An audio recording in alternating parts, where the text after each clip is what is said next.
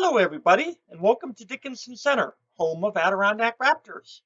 This is the first of a series of 3 or 4 videos talking about birds of prey, what makes them special, their adaptations, and maybe a chance to look at a few different ones and just check them out overall. So why don't you join us? The big blue building you see is called the Raptor Palace, and it's located about 35 miles east of Canton, New York. This is where I house my 7 birds of prey. I have 5 species of owls, a hawk, and a falcon.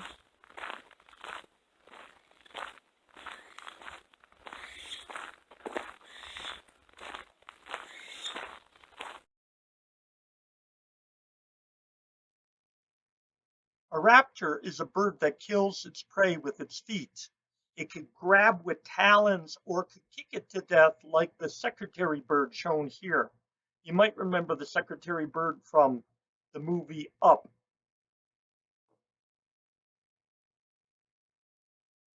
Several groups of birds make up the raptors. The raptors consist of hawks, eagles, falcons, kites, secretary bird, and also the owls. Occasionally people clump the vultures in there, but vultures are actually more related to storks than raptors.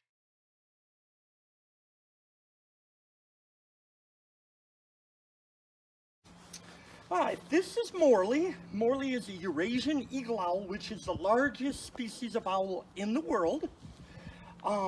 In the bird of prey world, the males are smaller, the females are larger. That's a phenomenon known as reverse sexual dimorphism. Well, Morley is a little male. He looks huge, but he only, if you think about it, I can actually take my fingers and go all the way the length of my finger before I actually touch owl.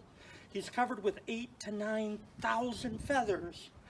And when you look at him, he looks massive, but his weight is only 5 pounds. Now, I have his younger sister, Millie, and where Morley's turning 5 this year, Millie's turning 1, and Millie's already about double his size. Because again, reverse sexual dimorphism, the females do the lion's share of the nest defense, and the males do the lion's share of the hunting. So they gotta be quick, they gotta be agile. The females wanna be a monster in case somebody uninvited shows up. They wanna make sure they only show up once. So the females wanna be huge. And this is Millie. This is Mortimer's younger sister. Yeah, hold your hand like that. Where Mortimer is 5 years old in May, Millie will be 1 year old in May, and she's considerably larger. Because again, reverse sexual dimorphism, the females are much bigger than the males. It all has to do mainly with their roles or their jobs. I got Morley when he was 13 days old. Well, birds of prey will imprint on people, on whatever, when they're young. Because when I got him when he was young, he was totally dependent on me to be fed, and I'm feeding him day after day after day, and he's learning to associate me with food. So he imprinted on me, which means he thinks of either himself as a funny-looking person, or I'm a funny-looking owl. So in his mind, I'm his mama slash mate. I always say it's kind of an Oedipus thing. And when I touch him, notice how his feathers go down? Because he was getting a little nervous, his feathers were puffing, he's not too sure about the camera. So when I go over and I rub his beak like that, he thinks, oh, Papa's here, and he relaxes a little. It's kind of like if a child is at a very active area and the child's getting visibly nervous, and mom or dad will go over and put a reassuring hand on their shoulder, and the child will relax a little bit. And that's what Morley does with me, because again, he thinks of me as Papa. So, if you watch, hey Morley, the thing with Morley, because he is imprinted on me, he let me snuggle him. He hasn't grabbed me yet.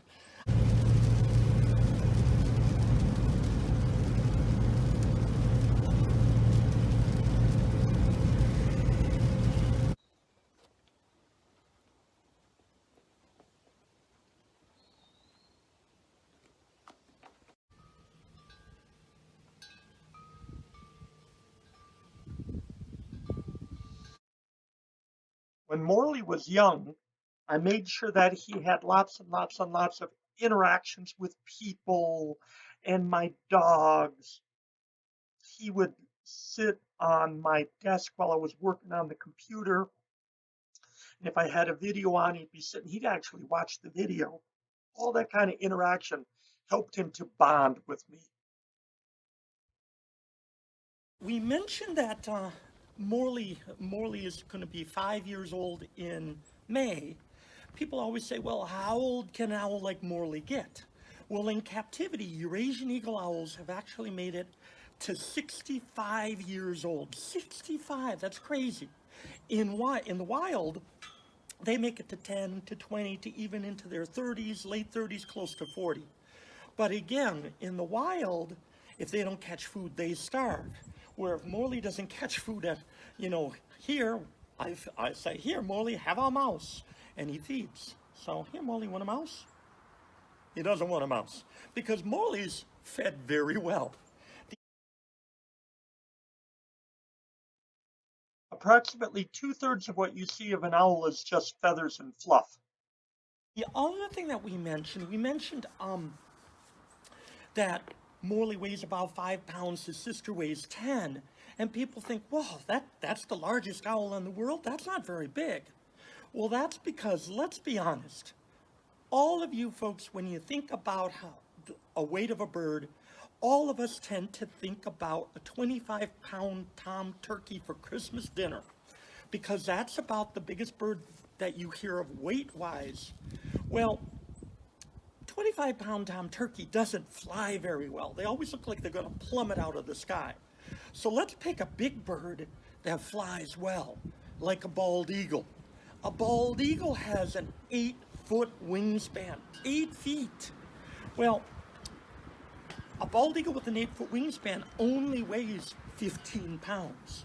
So all of a sudden, a 5 to 10-pound owl just got huge. At the beginning, we were talking about, what makes a raptor. And a raptor is a bird of prey that kills things with its feet. It comes from the French word raptere, which means to grasp. Well, if you look at Morley's feet, he's got pretty sizable feet here. And his strength of his grip is what gives him his killing ability. Each talon or each claw is like a dagger that can go in to kill their prey. And each foot has 4 daggers. And they kind of need their food. So every time they grab and they squeeze, 4 daggers go in, then they go to another spot, then another, another. And that's how they kill their food.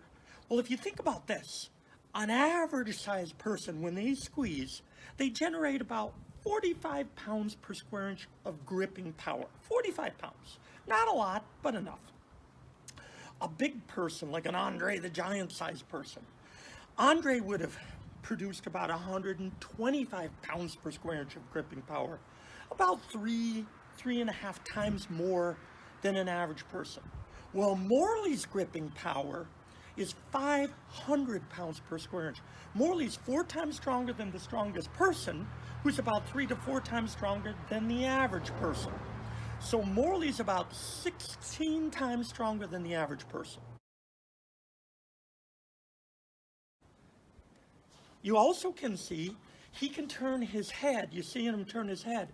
Morley can actually turn his head if he wants to. If he starts in one direction, 270 degrees. If he starts completely in one direction all the way around, his complete range of motion, he's about 540 degrees. So he's a circle and a half.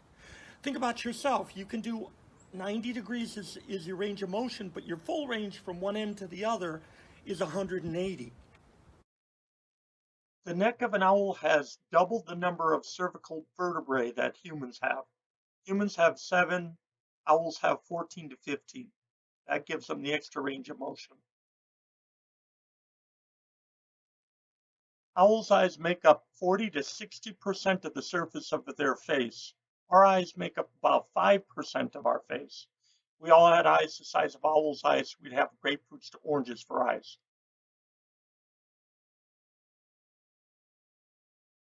They are built for stealth.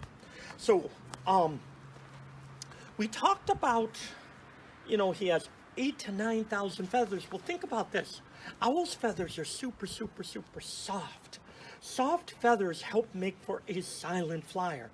The other thing is the leading wing feather of an owl, the feathers are frayed, and the trailing wings of the owl, the feathers are uneven, all of which helps to break down the noise, plus just the soft feathers. So if you listen, we're gonna do a little flapping here. I've been trying to fly for years, haven't taken off yet. I got a couple feathers here. The fastest animal on the planet is the peregrine falcon. Peregrines in a stupor or dive bomb have been clocked at 242 miles per hour. So here's my falcon feather, and I'm going to flap it and listen and see if you can hear it. And now I'm going to take an owl feather, this is from a great horned owl about the same size, and I'm going to flap it. And this is what you hear. You notice that owl feathers generate very little sound. That's good. That keeps them quiet. They're stealthy. They can sneak up on things. The bad thing is they don't generate a lot of push. So owls are not a very fast flyer. The fastest flying owl in North America, they've clocked them at speeds of about 65 miles per hour. That would be either the hawk owl or the snowy owl. Well, people say 65 is pretty fast, and I always say, yes, it is, until you compare it to 242. Then it's like, come on, let's get going. Time's a wasting. Another thing you'll notice if you look at owl feathers versus falcon feathers is if you hold it straight up, that's a falcon feather. You see how it's fairly straight across? If you look at an owl feathers have a lot of curve to them. That curve helps generate lift. Owls have an amazing lifting ability. We call that wing loading. And the more wing loading you have, it means the more your wings are already loaded with weight and you can't carry much more. Owls have a very low wing loading, which means they can carry amazing amounts of weight. Owls can carry double, triple, quadruple, 5 times their mass and carry it off. One year I had a great horned owl I worked with, and she was 5 pounds. She was huge. She was a monster. I got a scar on my ear from that bird. She hated me. And I had her on, so she was 5 pounds. I had her on a 45-pound perch. Well, she dragged that perch across the room to get to me and thankfully ran out of steam right at the end. But that was 9 times her mass. Thankfully, she ran out of steam because she was coming over to say hi in a not so friendly way. Think about yourself. Can you, let's say we take a car that weighs 9 times more than you. We don't have any wheels on it. We just have the body lying on the ground. It's not on ice. Can you drag that thing halfway? That bird dragged it maybe, the length of the room, which is probably 20, 30 feet. But for that size animal, think about yourself. Could you push the car that far? That's how amazing their lifting ability is. It's incredible. The pictures illustrate how the leading edge of an owl feather is frayed. That helps make it more silent. Years ago, I had a great horned owl, Scooter, who you should be able to see on the screen right now. And Scooter, I was presenting at a location and at Lake Placid Lodge. And while I was there, a crow flew over. And he saw Scooter and he put out the alert. And pretty soon there were 2 crows, and 3, then 4. Then there were over 6 dozen crows all flying around, raising a ruckus, getting very anxious for Scooter. Because great horned owls eat crows. And they know they're on the menu. And Scooter was getting very nervous because that many crows, they don't call it a murder of crows for nothing. They can actually kill an owl because they're coming in from all angles with their dagger-like beaks. So I said, excuse me a minute. And I walked Scooter over to my car. The crows are flying over my head. I felt like Tippi Hedren from Alfred Hitchcock, The Birds. And I got to the car. I opened up the tailgate, opened up the travel crate. Scooter leaped in. I closed everything up. So now he's safe. He's out of sight. He's protected. I'm walking back, and the crows are literally flying eye level, and they're looking, because they're looking for Scooter. They didn't find him, so they leave. And I thought, all right, they're gone. A minute or so later, I looked over, and they're all standing on the hood of my car or in the bushes beside the car, staring in the windows, searching for him because they can outfly him, but he's a silent flyer. He can be on top of them before they actually even know he's coming. So they know that we got to find him, or little Bobby or Jenny is going to be dead meat pretty soon. So they're searching like crazy. Morley says a bunch of things. When I first walk out in the morning, he looks at me and he goes, "Ooh," which is him saying, "Hi, how you doing? Great to see you. I missed you." And when I walk into his room, he flies to me and he goes, "Ah," which is him saying, "Feed me, feed me, feed me, feed me." Remember, I'm Mr. Mom to this bird, so he's expecting me to feed him. After he's all done eating, he'll actually lean up against me and he'll go, "Walk, walk, walk, walk, walk, walk," which is him saying, "Thank you, thank you, thank you. I love you." And if somebody walks up to him a little too quick, he leans back and he goes, which is his way of saying, "Whoa, personal space. Let's social distance here." And if he gets nervous, he does a little nervous twitter, a little ta ta ta ta ta ta. The next clip is going to show the difference between the hoot of a male versus female owl. Even though the female is considerably larger, her voice is still higher and the male's voice is definitely lower.